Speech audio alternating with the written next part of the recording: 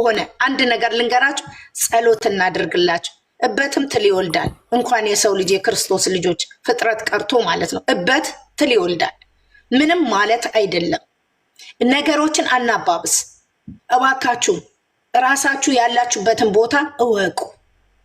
ራሳችሁን አዙራችሁ ጭንቅላታችሁን ተመልከቱት። ሆ ብሎ ቢነሳ እሺ ልንገራችሁ፣ ስንት ህፃናት ነው ተደፍሮ የሞተው?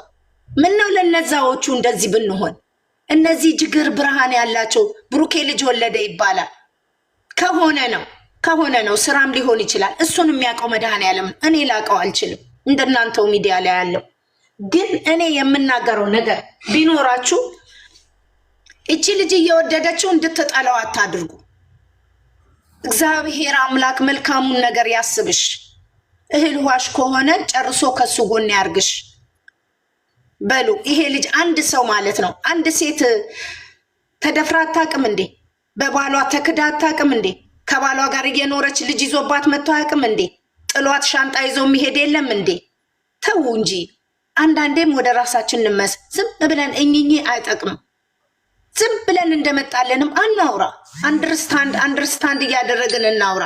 እስቲ እስከ መጨረሻው ነይ። ሞት እኮ አይደለም፣ ስቅላት እኮ አይደለም ይመጣው። ይሄ ልጅ እየወደዳት ይሄ ነገር ተከሰተ።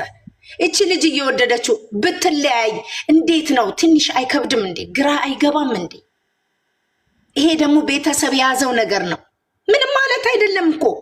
አምጣችሁ ሐኪም የማያውቅላችሁ በሽታ አምጣችሁ የማትወልዱት በሽታ ፈጣሪ አይሰጥም እንዴ? እንደ ሳምባ ነቀርሳ አለ፣ እንደ ደዌ አለ።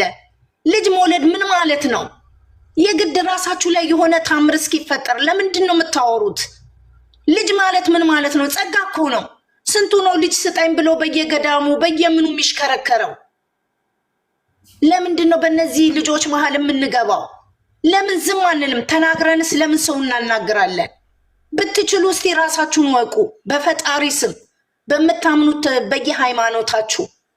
እኔ በደረሰብኝ በደል ነው ባካችሁ ምነግራችሁ።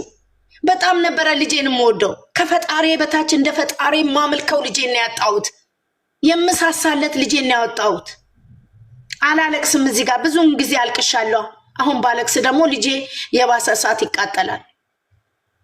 አንድ ልጅ በኖረው ልጄ እንደ ብሩኬ ምን አለ አንድ ዲቃላ ባመጣልኝ ነው ያልኩት።